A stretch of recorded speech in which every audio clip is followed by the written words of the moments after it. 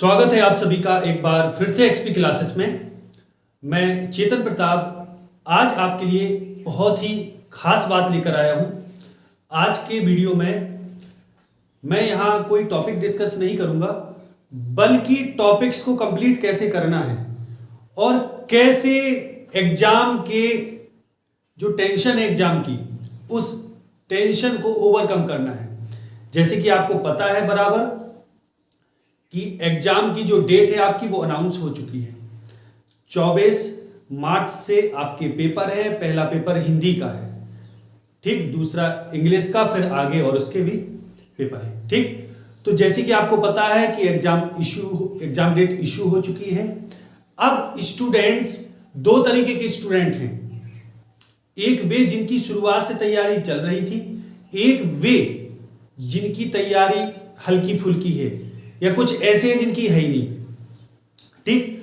तो आज के वीडियो में मैं आपको पूरी स्ट्रेटजी और रणनीति समझाने वाला हूं कि कैसे हमें 10 दिन की एक रणनीति बनानी है।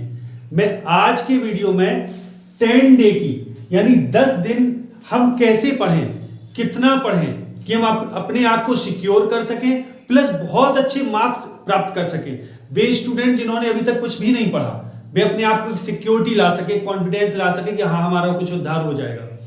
और वे जिनकी थोड़ी बहुत तैयारी, वे अपनी तैयारी को कैसे मजबूत कर सकें और अच्छी कर सकें, ठीक।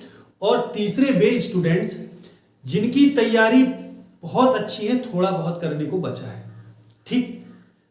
या वे चौथे वे जिनकी पूरी कंप्लीट है, बस उसको एक धार देनी है।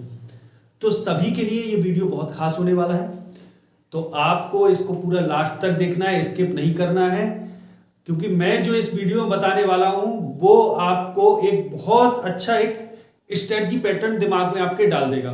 उस हिसाब से आपको फॉलो करना है उस स्ट्रेटजी को, और उस हिसाब से आपको तैयारी करनी है। तो वीडियो को पूरा कंप्लीट देखिएगा, समझिएगा कि मैं किस तरीके से जो 10 दिन की, यानी आज जब वीडियो ये डलेगा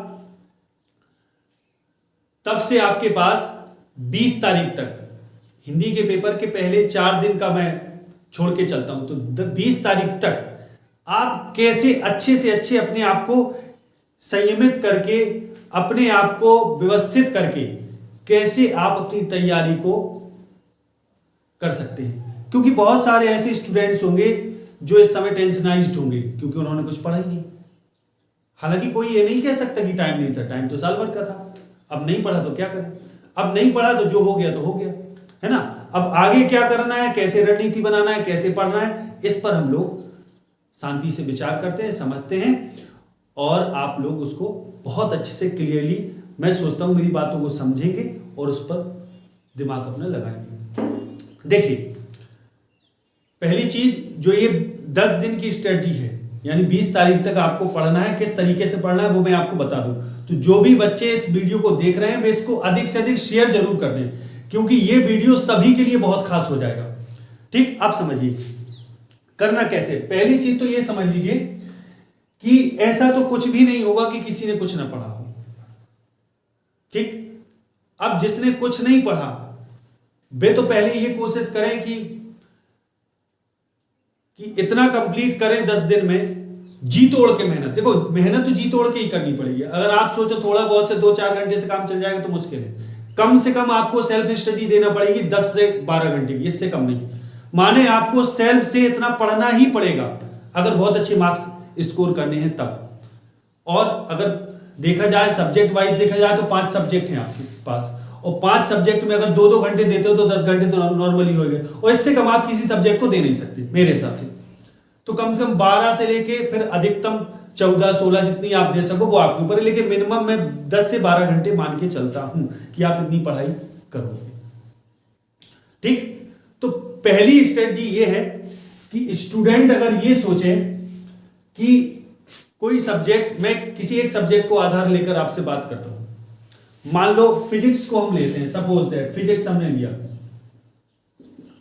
फिजिक्स ले लिया। अब फिजिक्स में हमारे पास, हमें पता है कि हमें कितना तैयार है और कितना नहीं है, ठीक।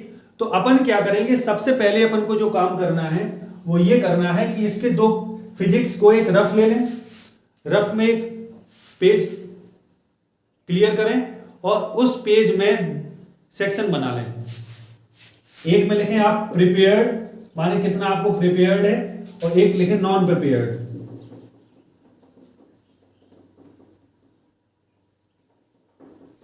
या कंप्लीट नॉन कंप्लीट, माने क्या तैयार है और क्या नहीं है। उस फिजिक्स सब्जेक्ट को मैंने यहां आधार किया है, तो फिजिक्स सब्जेक्ट में अब यहां पार्ट ले लें, जैसे फर्स्ट पार्ट लिख लें, सेकेंड पार्ट लिख लें, फिजिक्स फर्स्ट सेकेंड, यहां फर्स्ट सेकेंड लिख लें, अपने आप को ऐसे व्यवस्थित कर लेना है। अब आप देखें, दिमाग लगाएं जरा, वो ये कि आप देखें आपको जो जो तैयार है चैप्टर फिजिक्स फर्स्ट और फिजिक्स सेकेंड से जो भी चैप्टर तैयार है उन सारी चीजों के नाम लिखें। जो तैयार है फर्स्ट में, जो सेकंड में तैयार है, उन सारी चीजों के आप नाम लिख लें, बाकायदा चैप्टर वाइज नाम लिख लें कि ये चैप्टर हमको तैयार है पूरी तरह। अब क्या तैयार नहीं है उसको यहां लिख लें फर्स्ट सेकंड में सारा, माने लिख लें और पता कर लें कि हमको इतना तैयार है। सपोज दैट एक आकलन लेते हैं, मान लीजिए टोटल इसमें मिला के 30 चैप्टर है सपोज दैट फिजिक्स में, या 20 चैप्टर, कुछ भी मान लें, वो अपने ऊपर है, एक गणना बता रहा हूं, एक दिन थोड़ा स्ट्रेटजी बता रहा हूं मैं आपको। मान लीजिए जितने चैप्टर है, सपोज दैट आपके पास हम 20 चैप्टर मान के चलते हैं, 20 या 30 मान लेते हैं, चलो ठीक। मान लो आपको इस 30 के, ठीक 30 के आपको 15 चैप्टर दोनों में तैयार है, फर्स्ट और सेकंड में मिला के, बाकी 15 नहीं। तो 15 तैयार होने का अर्थ ये हुआ कि आपको 50% तैयार हो गया। अब 50% तैयार है मान लो फिजिक्स, और 50% नहीं है। अब पहली चीज तो ये सोच लो, कई स्टूडेंट दिमाग में ये चला रहे होंगे यार हम तो बहुत बड़ी तोप है, उड़ा देंगे एग्जाम को, पूरा कर लेंगे तैयार, रात दिन मेहनत करेंगे, 20 घंटे पढ़ेंगे, एक दिन तो पढ़ लेते अगले दिन ढेर, ठीक। तो ऐसा भी नहीं हो सकता कि आप इतना लंबा पढ़ लें, ठीक। और फिर एक सब्जेक्ट नहीं है कि एक सब्जेक्ट को पढ़ सके पूरा, है ना, आपके पास बाकी अन्य 4 सब्जेक्ट भी हैं एक सब्जेक्ट के अलावा। तो मान लीजिए 50% तैयार है। अब ये 50% को सबसे पहले जो आपका रिस्पॉन्सिबिलिटी है, देखो क्या होता है कि युद्ध जीतने के लिए जरूरी होता है स्ट्रेटजी। अगर आप स्ट्रेटजी बनाकर किसी चीज को कंप्लीट करोगे तो आई होप उसको बहुत अच्छे से कर सकते हो, ठीक। मैं कहानी समझाता हूं, एक बार की बात, ये कहानी आपके लिए बहुत इंपॉर्टेंट होगी, समझा देगी। एक बार की बात है, एक राज्य पर दुश्मनों का आक्रमण होता है, तो राज्य आपस में मंत्री वगैरह चर्चा करते हैं, सेनापति चर्चा करता है कि दुश्मन के पास बहुत सेना है, हमारे पास बहुत कम है, हम लोग हार जाएंगे, जीत नहीं सकते। तो इस पर बड़ा विचार होता है, तो बुद्धिमान लोग सारे मंत्रणा करते हैं, विचार करते हैं कि अब हमारे पास विकल्प क्या है। तो विकल्प ये बाद में तय होता है कि सेनापति कहता है कि हम जीत नहीं सकते क्योंकि उनके पास ज्यादा पावर है हमसे, हम कमजोर है, सेना हमारी कम है। तो ये निर्णय होता है कि या तो समर्पण कर दिया जाए, और समर्पण नहीं करते तो मारे जाएंगे, यानी समर्पण नहीं करते मारे जाएंगे तब भी राज्य जाएगा, और समर्पण यदि कर देते हैं शत्रु के सामने तो कुछ राज्य बच जाएगा, थोड़ा बहुत नुकसान, कुछ दान दक्षिणा लगेगी, बाकी ठीक हो जाएगा। तो इस पर सहमति बनती है। लेकिन जब ये बात उस राज्य के एक संत को पता चलती है, एक फकीर को, तो वो संत या फकीर वहां आता है। आते ही वो राजा से कहता है कि रुको, ठहरो, इतने जल्दी निर्णय लेने की आवश्यकता नहीं है, कुछ भी हो सकता है, युद्ध हम जीत भी सकते, जरूरी नहीं कि हार जाए, पहले से हार की नहीं सोचना चाहिए, तो जीतने की संभावना बन सकती है, मेरे पास एक तरकीब है, अगर आप कहो तो मैं बताऊं। तो राजा कहते हैं बताइए। तो कहता है कि एक काम करो, आप इस सेनापति को हटा दो, उसके बदले मुझे सेनापति बना दो, मैं युद्ध जिता सकता हूं। तो सब लोग हंसने लगे, जाहिर सी बात है हंसेंगे, कोई साधु महात्मा भी युद्ध जीत सकता है क्या। तो वो कहता है आप करके देखो, वैसे ही आप लोग समर्पण करने जा रहे, शायद मैं कुछ कर सकूं, ठीक है। राजी हो जाते हैं, बोले ठीक है, युद्ध पर चलने से पहले मैं एक थोड़ा प्रार्थना करता हूं। मैं ईश्वर के मंदिर में जाके, मेरी आदत होती है किसी भी नए कार्य को करने से पहले वहां जाके थोड़ा मैं भगवान से कांटेक्ट करके पूछता हूं उनसे कि हम जीत भी पाएंगे या नहीं जीत पाएंगे। तो राजी हो जाते सारे, तो सेना भी साथ में जाती। तो मंदिर के पास जाता है वो संत और राजा से कहता है कि देखो अब हम यहाँ, मैं ईश्वर की मर्जी पूछूंगा कि ईश्वर क्या चाहते हैं। अगर ईश्वर कहेंगे कि हम जीत जाएंगे तो हम युद्ध के लिए चलते हैं, और अगर ईश्वर कहेंगे हार जाएंगे तो फिर समर्पण कर देते हैं, फिर युद्ध के लिए नहीं जाते। तो राजा क्या करता है, संत को कह देता है ठीक है आप अपनी प्रार्थना कीजिए। तो कहता है लेकिन प्रार्थना करने का मेरा एक ढंग है, मैं पूछता नहीं हूं, मैं टॉस करता हूं। तो टॉस करने के लिए एक सिक्का होता है संत के पास। कहता है अगर हम चित्त आया यानी हेड आया तो हम युद्ध के लिए जाएंगे, यानी ईश्वर की इच्छा हम जीत जाएंगे, युद्ध के लिए हम जाएंगे। अगर टेल आया तो हम युद्ध के लिए नहीं जाएंगे, हम समर्पण कर देंगे। ठीक है, पूरी सेना भी बात सुनती है। सिक्का उछाला जाता है। सिक्का उछालने के बाद हेड आता है, यानी ये कंफर्म हो चुका होता है कि अब जीत पक्की है, बस युद्ध के लिए झोंक दो अपनी ताकत। बस सारे तैयार हैं, सबको पता होता है कि जीत निश्चित है और पूरी ताकत से। लेकिन संत कह देता है कि ईश्वर ने कहा है तुम अपना प्रयास करो, हेड आया है, अगर पूरा प्रयास रहा तो जीत पक्की। ठीक है, हेड भी आ चुका होता है, युद्ध के लिए जाते हैं, अंततः युद्ध जीत जाते हैं। जीतने के बाद सभी लोग खुश होते हैं। तो राजा कहता है कि चलो उस मंदिर के पास चलो, जरा आपका जो ईश्वर है उसको धन्यवाद तो दे दे। तो संत कहता है उसको धन्यवाद देने की कोई जरूरत नहीं, उसका उसमें कोई श्रेय नहीं है, श्रेय मेरा ही है पूरा। बोले आपका कैसे? बोले ये देखो सिक्का, दोनों तरफ हेड था।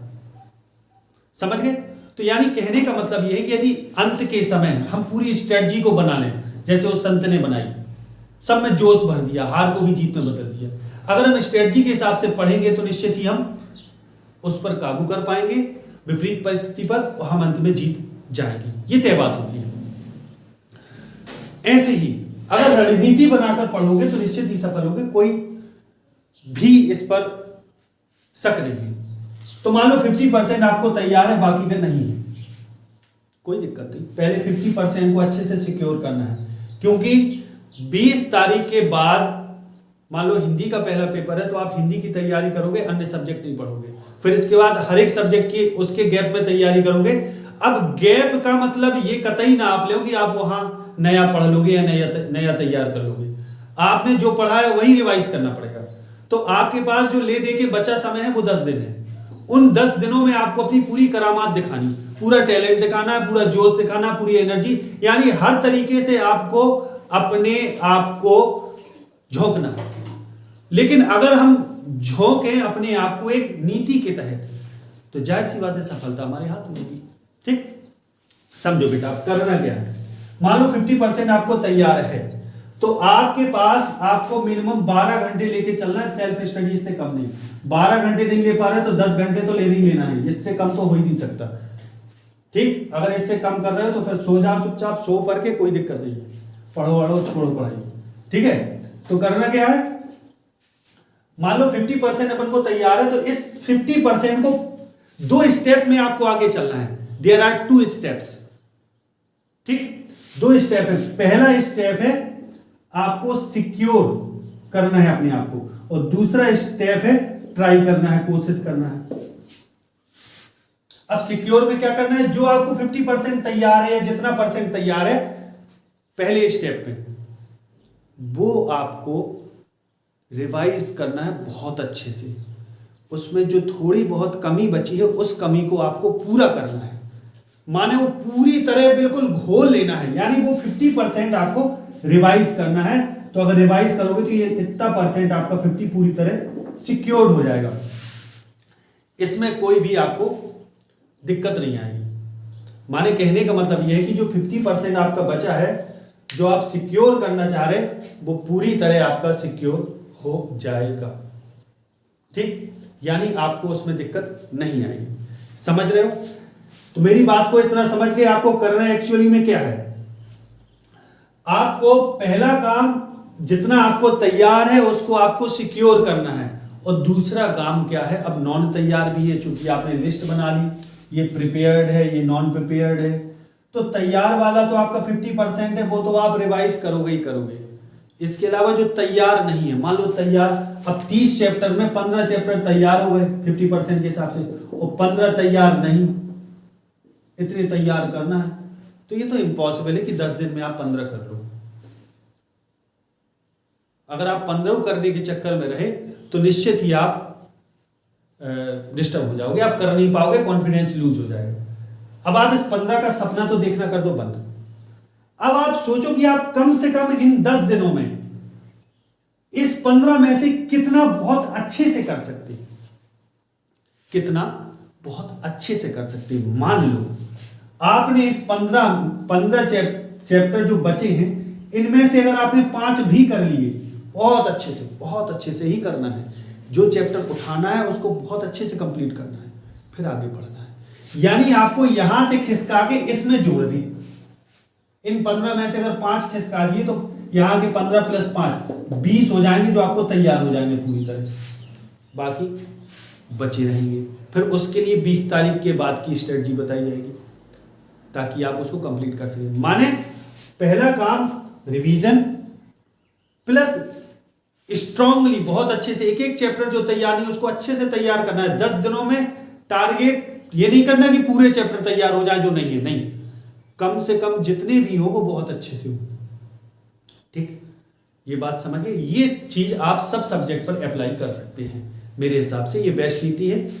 अब इसके अलावा चर्चा करते हैं थोड़ा, मैं आपको तरीका बता दूं और अन्य तरीके क्या हैं। बेटा अन्य चीजों पर फोकस क्या करना है। अब अन्य तरीके ये हैं कि जैसे मान लो अब स्टूडेंट, जरूरी नहीं कि जो मैंने कहा इतना फॉलो ही हो जाए, अब कुछ दिक्कतें आ सकती है। सपोज दैट मैंने 12 घंटे के लिए आपसे कहा, अब 12 घंटे में आपको कैसे मैनेज करना है, अपनी टाइम टेबल बनाना है, शेड्यूल करना है अपने आप को। अब इन 12 घंटे को कोई भी स्टूडेंट लगातार नहीं पढ़ सकता, पहली चीज। तो जरूरत है कि आप इन 12 घंटे को तोड़ लो। आप 3-3 में डिवाइड कर सकते हो, ठीक, समझ रहे? 12 घंटे 10 घंटे जितने हैं आपके पास, आप बराबर हिस्सों में उनको डिवाइड कर सकते हो। ठीक, एक चीज ये सारे बच्चों के लिए बता रहा हूं जिन्होंने कुछ नहीं पढ़ा, उनका तो आया हुआ ना आया हुआ का तो कोई प्रतिशत नहीं है। ठीक, तो वो भी इसी को फॉलो करें। तो उसको आप बांट लें, 3-3 घंटे का अंतराल ले लें। माने 5 घंटे हैं तो 5 सब्जेक्ट हैं तो 5 घंटे में ऐसा तो है नहीं कि आप अगर मान लो 3-3 घंटे जो बड़े सब्जेक्ट हैं जैसे फिजिक्स, केमिस्ट्री, मैथ या बायो हो गया, जो बड़े सब्जेक्ट हैं, अगर इनको 3-3 देते हैं तो 3 × 9 तो यही हो गए। बाकी बचे 3 घंटे। अब 3 घंटे में अगर हिंदी और इंग्लिश को लेना चाहोगे तो आप आराम से 1.5 घंटे दे सकते हो, लेकिन कम से कम किसी भी सब्जेक्ट को 2 घंटे से कम नहीं देना मेरे हिसाब से। ये आपको मैनेज करना है, 12 घंटे से कम तो पढ़नी नहीं है। अब 3-3 घंटे को जब मैनेज करोगे तो 3-3 घंटे के अंतराल के बाद अपने आप को रेस्ट दो। बहुत कायदे की बात बता रहा हूं, रेस्ट दो। लगातार अपने आप को बोझा नहीं देना है। अगर तुम बोझा देके पढ़ोगे और सोचोगे कि मैं इकट्ठा 10 घंटे पढ़ ले जाऊं तो कभी नहीं हो सकता। मान लो तुमने पढ़ भी लिया, एक दिन पढ़ लोगे, बीमार हो जाओगे, थक जाओगे, डिस्टर्ब हो जाओगे, तो वो नहीं करना। 3-3 घंटे का गैप दो, 3 घंटे पढ़ के विश्राम करो। विश्राम में कई मूर्ख क्या करते हैं, बोले गाना सुन लेते हैं। सर गाना सुनने से क्या होगा भैया? गाना सुनने से क्या होगा? उससे रिलैक्सेशन नहीं होता। आप उस समय नींद ले लो, थोड़ी सी झपकी ले लो, जरा सी, ठीक, भले ही अलार्म लगाकर ले लो 15-20 मिनट का, आंख बंद करके चुपचाप लेट जाओ शांति से, वो ज्यादा अच्छा है, तो पूरा माइंड रिलैक्स हो जाएगा। ठीक, ऐसे 3-3 के अंतराल में अपने आप को ये कर लो, बांट लो। ठीक, अब वो आपको मैनेज करना है कि आपको कैसे बांटना है, अपना 24 घंटा कैसे मैनेज करना है। ठीक, तो ये टाइम मैनेजमेंट हो गया। अब इसके अलावा टाइम मैनेजमेंट को मैनेज करने के लिए बहुत सारी चीजें हैं जो बाधा पहुंचाती हैं। नंबर 1 बाधा, दोस्त। ठीक, पहली चीज तो दोस्त नहीं, पहली बाधा जो है दोस्त का बाप। अब तुम कहोगे दोस्त का बाप क्या है सर? दोस्त का बाप कहलाता है मोबाइल। मोबाइल में भी व्हाट्सएप हो गया, एफबी हो गया, इंस्टा हो गया, सोशल मीडिया है ना। तो पेपर तक इनको दे दो संन्यास, स्ट्रांगली, डिटर्मिनेशन के साथ, संकल्प के साथ इनको सोशल मीडिया को बंद कर दो। 1 महीने बहुत अच्छे से पेपर तक। तो दोस्त और दोस्त का बाप तो बता दिया मोबाइल, इसको कंट्रोल में रखने के लिए सब चीजें बंद करो। जो मोबाइल का फालतू यूज करते हो टोटल बंद कर दो 1 महीने के लिए। दूसरा दोस्त। अब दोस्त क्यों मैंने लिखा? ये तो बहुत अच्छे लोग हैं, ग्रुप स्टडी हो जाएगी, बेटा ग्रुप स्टडी साल भर होती है, लास्ट के समय ग्रुप स्टडी नहीं होती, लास्ट के समय होती है एकांत में पढ़ाई बहुत अच्छे से। तो दोस्तों से भी कट ऑफ हो जाओ, पूरी तरह नहीं। अब चला दोस्त इमरजेंसी में कॉल कर रहा, तुम कह रहे कट ऑफ, सर ने कहा था, नहीं ऐसे नहीं। मतलब कट ऑफ होने का मतलब ये है कि थोड़ा इनसे मेल जोल, इनके साथ घूमना फिरना, बातचीत फालतू सब बंद कर दो, ठीक है। ये हो गया, दोस्त हो गए, मोबाइल हो गया, ठीक है, इनसे कट ऑफ हो गए। अब मैं आपको स्टेप बाय स्टेप बता रहा हूं, इन चीजों को फॉलो करना है, तब आप देखेंगे रिजल्ट आपके हाथ में होगा। फिर अब तीसरी जो चीज है, मोबाइल दोस्त हो गए, तीसरी जो चीज है वो खान पान का ध्यान देना है। ये बहुत इंपॉर्टेंट है, इस पर स्टूडेंट ध्यान नहीं देता। भूखे ही पेट पड़ रहा है तो एक दिन में तो जितना तेल अंदर है वो पूरा जल गया, नष्ट हो गया, जितना पौष्टिकता थी वो खत्म। अब खान पान में विशेष ये ध्यान देना है बेटा, अगर मेरी बात समझ पाओ इस समय, तो मैं बहुत बड़ी बात कह रहा हूं। पहली चीज आपको ये ध्यान देना है, खान पान में दूध और घी, इन चीजों का सेवन अधिक करो, क्योंकि ये ऐसी चीजें हैं जो आपके माइंड को बहुत ज्यादा ताकत देंगी, बहुत ज्यादा, ठीक। अब मैं एक ऐसी बात बताने जा रहा हूं, ऐसी बात शायद हो सकता कई लोगों को मेरी पसंद आ भी जाए या हो सकता ना आए। भोजन को सात्विक करो, हल्का भोजन। हल्का भोजन मतलब कहने का मतलब ये ज्यादा पेट भर के नहीं ठूसना, मतलब ऐसा भोजन करो जो हल्का हो, पौष्टिक हो। उसमें क्या नहीं होना चाहिए, उसमें लहसुन प्याज मिर्च नहीं होनी चाहिए। अब तुम कहो सर स्वाद ही खत्म कर दिया, क्या करें फिर, कैसे खाएंगे, खावेगा नहीं वो, तो बेटा थोड़ा अपने अंदर कंट्रोल करोगे तो वो। अच्छा ये ऐसा क्यों मैं कह रहा हूं, ऐसा इसका फायदा क्या है, इसका पढ़ाई से क्या रिलेशन, बहुत बड़ा रिलेशन हम समझ नहीं पाते। आप कभी एग्जाम्पल देके बताओ, मिर्च खाओ, बहुत तेज मिर्च खा लो, भड़बड़ा जाता मन पूरा, तो मन स्थिर रह सकता है भड़बड़ाने में, ठीक। तो ये सब जरूरी है, लहसुन प्याज मिर्च को कुछ दिनों के लिए तिलांजलि देना, इससे मन शांत रहेगा। आप देखना प्याज अगर अधिक खाई जाए तो नींद आती है, ठीक, क्योंकि ये तमस के प्रतीक है। तो इन चीजों को थोड़ा कंट्रोल करना, कंट्रोल क्या खत्म ही कर सको तो बहुत अच्छी बात है महीने भर के लिए, इससे फिर तो कुछ नहीं, ठीक है। मीट वगैरह नहीं खा सकते, अभी मत खाओ। क्योंकि अब तुम लोग सोच रहे हो कि सर पूरा व्रत ही करवा दे रहे हैं सीधा। अब मीट मेरी तो आदत है, मैं बिना मीट के भोजन नहीं करता, तो भैया नहीं करते तो फिर कुछ दिन ना करो, थोड़ा तपस्या कर लो हल्की सी, ठीक। तो इससे होगा क्या, इससे तुम्हारा मन शांत रहेगा, मन ज्यादा उड़ेगा नहीं, स्थिर रहेगा, ये पढ़ाई में मदद करेगा। ये मैंने बहुत राज की बात बताई। घी दूध क्यों, बोले सर ये नहीं है तो क्या होना चाहिए, इनमें से दोनों में से एक चीज होना चाहिए पेपर तक। अगर ये नहीं है तो बादाम जरूर हो, बादाम आपकी बहुत हेल्प करेगा। 10-12 बादाम भिगो कर डालो, उसकी गिरी छील के, छिलका उसका उतार के बढ़िया चबा के दूध के साथ ऐसे ही खा सकते हो खाली पेट। 1-8 घंटे बाद फिर कुछ खाओ, देखोगे अलग एक एनर्जी मस्तिष्क में महसूस होगी। बादाम का यूज कर सकते हो, बहुत इंपॉर्टेंट चीज। बादाम घी दूध, घी और दूध ये खाने में, ठीक। मैंने आपको बता रहा हूं, मैं स्ट्रेटजी बता रहा हूं पूरी, टोटल इनको फॉलो करना है। फिर इसके बाद अब आ जाओ नींद के बारे में बात करते हैं बेटा। तो नींद मेरे हिसाब से 4 घंटे पर्याप्त है। अगर इससे ज्यादा आप ले रहे हैं तो आप अपने साथ अच्छा नहीं कर रहे, ये आपके लिए और आपके रिजल्ट के लिए अच्छी बात नहीं। अगर मैक्सिमम ले लो तो 6 घंटे बहुत है, लेकिन मैं विकल्प नहीं देना चाहता, 4 घंटे ही काफी है। 4 घंटे में जिसका पूरा नहीं हो रहा भैया 5 कर लो +1 और कर लो, इससे ज्यादा नहीं, बस बहुत है। पेपर तक इससे ज्यादा नहीं, 4 घंटे लो, बीच बीच में आपको रेस्ट मिलेगा। मैंने 3-3 घंटे का अंतराल बोला, उसमें रेस्ट मिलेगा। अब इसके बाद अब मैंने आपको बताया था हर एक सब्जेक्ट को 3-3 घंटे आप अगर दे रहे हो तो आपने 3 को 12, 4 सब्जेक्ट हो गए। बोले सर 5 है, एक कहाँ जाएगा, तो किसी सब्जेक्ट में कटौती कर लो। मान लो कोई ऐसा सब्जेक्ट है जो आपको पूरा तैयार है और कोई ऐसा है जो बिल्कुल नहीं, तो जो आपको पूरा तैयार है उसको केवल रिवाइज भर करना है, तो उसके लिए कम समय दे दो। मान लो उसके लिए हम 3 घंटे दे रहे थे, उसमें कट करके आप 1.5 घंटे दे दो, उसको 1.5 घंटे उसके निकाल के दूसरे को दे दो। ये आपको मैनेज करना है अपने हिसाब से, समझ रहे।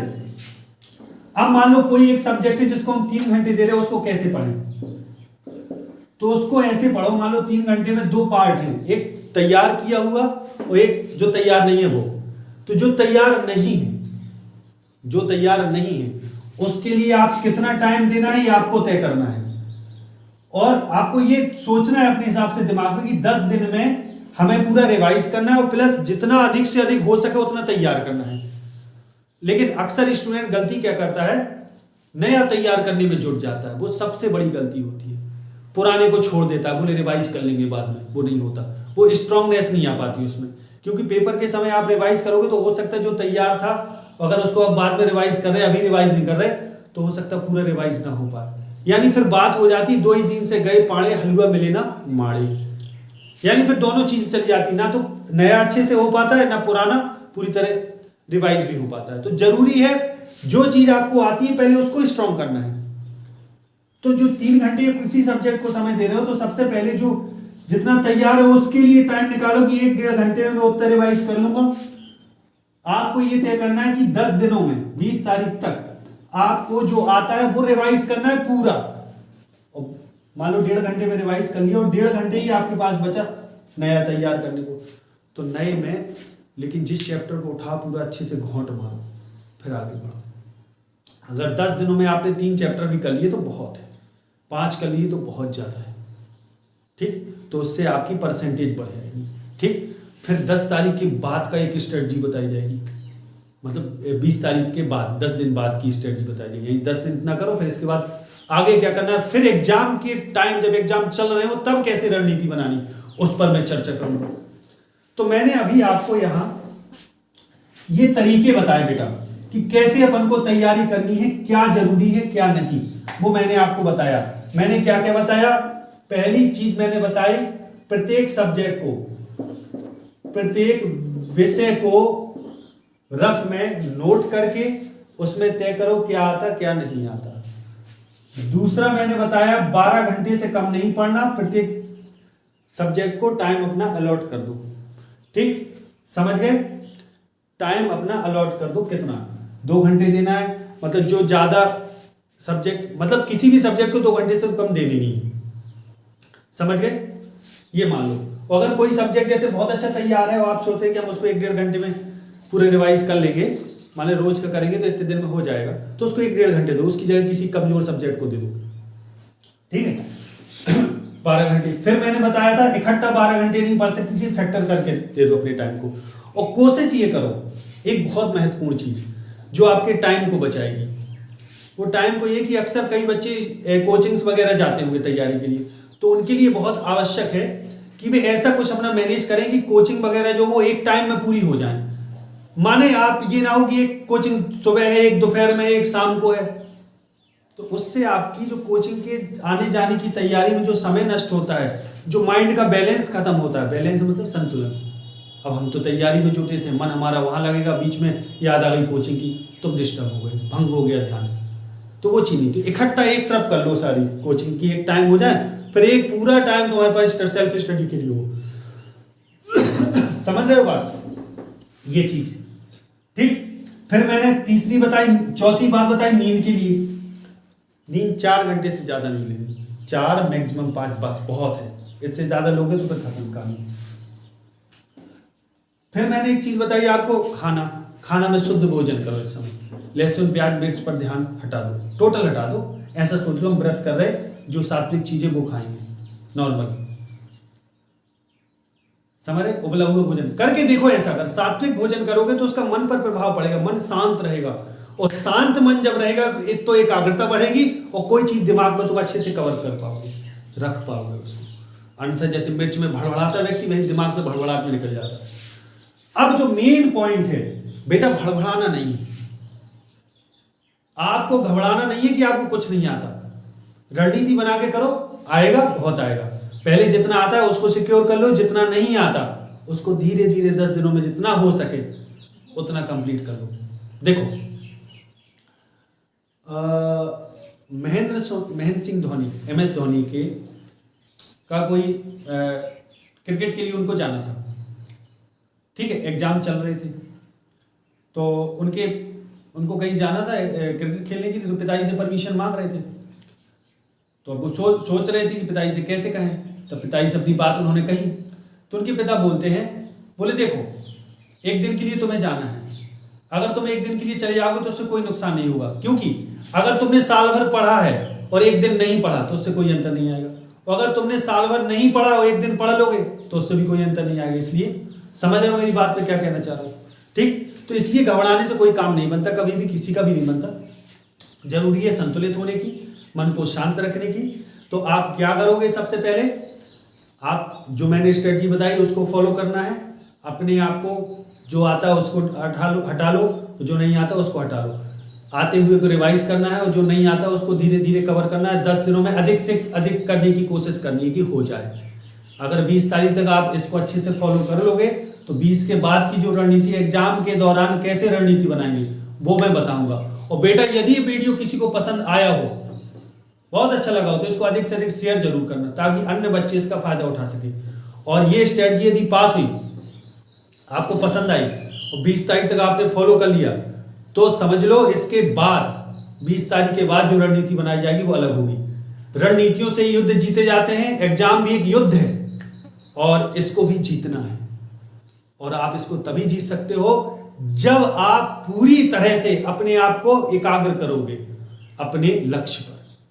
ठीक, सफलता एकाग्रता से ही आती है। तो मेरी बात आशा है आप लोग बहुत अच्छे से समझ रहे होंगे मैं क्या कह रहा हूं, क्या मैंने कहा क्या नहीं कहा, वो आप पूरी तरह क्लियरली आपको आ गया होगा। यदि वीडियो अच्छा लगा है तो इसको तो पहले तो लाइक कर दो और अधिक से अधिक जितना हो सके इसको शेयर जरूर करना।